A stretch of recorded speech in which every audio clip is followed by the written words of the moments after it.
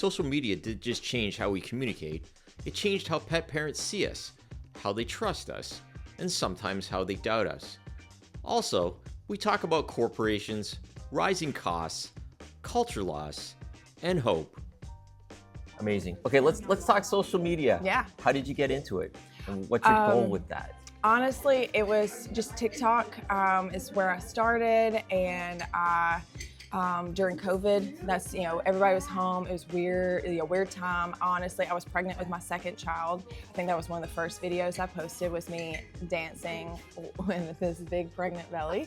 It was not, it's old, it did not start off vet med content. Honestly, I think we started doing a lot of curbside, and it was kind of hit and miss because we started doing just like emergencies or urgent care only during that 2 to 4 weeks or whatever initially. And so we had some downtime, and then we started doing stuff at work, and it was funny. And then I made a post of, like, there was a big trends thing going on at the time where it was 5 things like you would do if you were this occupation. And I put a spin on it, and I was like, oh, I'm gonna say like 5 breeds that I wouldn't own because I'm a veterinarian. And I had like maybe 1,000 followers at the time, which were mainly friends. And it popped off, went viral. And it honestly was crazy and a little scary. And then I was like, oh my gosh, my boss is gonna kill me. And because I was being funny, and again, I didn't have hardly any following, and it got almost 10 million views. Wow. And so then that's when like the following has started, skyrocketing, and it was crazy. I mean, we had a lot of spam reviews that people got very offended because people did not know how to take my humor, and got very offended. Did not like it, called the office. Funny enough, we really didn't have many clients that like saw it and were mad, because I feel like most of them know me and they're like, she's just being silly again. But I mean, we had a few, and honestly, I've had one that got really offended, didn't ever want to see me, only wanted to see my partner. And and funny enough, I hadn't like really seen her much anyways, for other reasons. And then one day my partner was gone, and Always happens. yeah, To see. and her dog like really needed to be seen because it was gonna be a 4 weekend. I was like, look, I'll see it. Like, if she doesn't mind, like, I'll see it, whatever. And after that appointment, she told my office manager that was the best exam that she's ever had on her pet. She said she looked at my whole dog. And That's a high five moment. I know, right? And she was like, I apologize. And she had already kind of talked to my partner about it, and he was like, look, she's making a video, like, she has her own opinion. She's not saying she hates these dogs, she just doesn't want to own them. And she's like, and he's chit-chatted with her and stuff before. But yeah, after that, she was like, I definitely do not care if she sees my dog. That was, she was so attentive and looked at, and the thing is I did what I do for every single patient. Awesome. And That's I was huge. like, nothing was special. I just did my normal exam. That's awesome. And, talking to her and stuff. So it was nice because it's like, oh yeah, see, I am actually good at my job. and I can make funny videos. And I can be funny. You just might not get that same humor. So That's great. yeah. So we've been experiencing as this ballooning of social media and information and fake stuff comes aboard. How do you feel? If you could eliminate one thing on the internet that pet parents see all the time, what do you think it would be? Oh, that's bad. Because there's so many. Gosh, What really hits you with a nerve that you say, oh my God? I mean, honestly, there's so much. For pet parents specifically, I think I would have to say the vaccine skepticism. if we were talking about other things, I could just go down the list. Okay, so let's stick with vaccines. Yeah, so I think just vaccine skepticism is something that unfortunately I think pet parents have really, they're worried because they care. Yeah. And unfortunately, in this day and age, and with things going on, I think politically as well as just in the world, we're getting a lot of mistrust with doctors and like human doctors, scientists, and how that always trickles down to vet med. Yep. And so vaccines save lives. I mean, we see it day in and day out in human medicine. We see it in veterinary medicine. And I mean, whenever you see parvo for the umpteenth time and you know that $20 vaccine could have prevented this, it's very, very hard. Or whenever you're on your third rabies. Yeah, you posted about rabies one time. I did. Yep. I am no longer the rabies officer for my county. I'm so excited. So I should not have to be doing that this year unless it's a client's dog or cat. But when you're doing your third rabies specimen that you have to send off in a day, that really gets you. Yeah.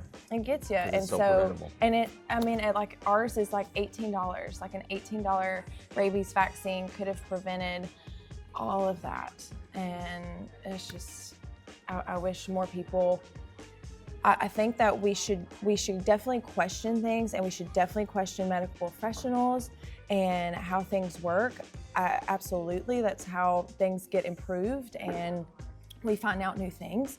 But also science is real. And I think that, the scientific method proves that time and time again. You've said so many things during this interview that really resonate with me. I can't tell you, when I was graduating vet school, I would tell all the young classmates, I said, the world is your oyster. Yeah, it really is. It really is. I cracked up like crazy when you said that. It's so funny. So where do you see the way the vet industry is going right now, right? We're short on people.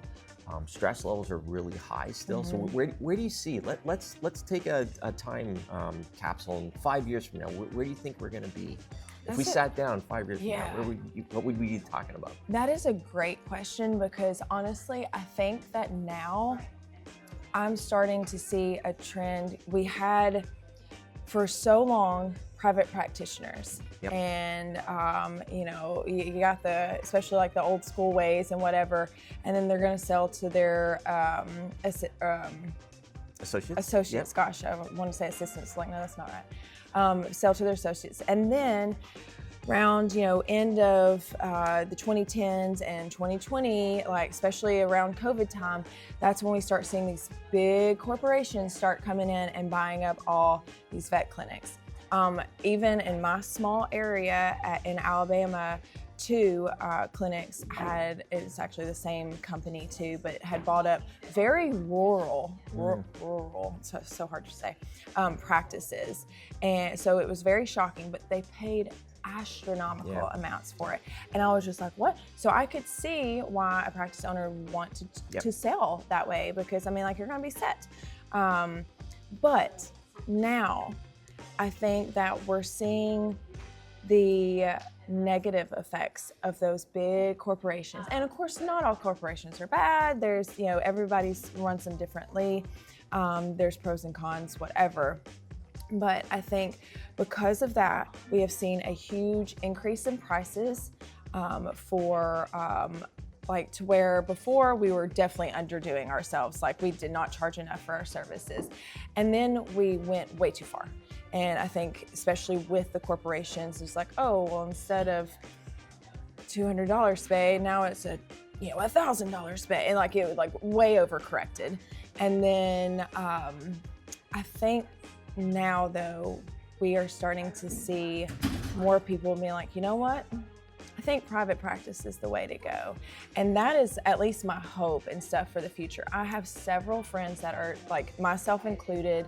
I'm a partner. I will eventually plan to take over, the remaining part of the practice.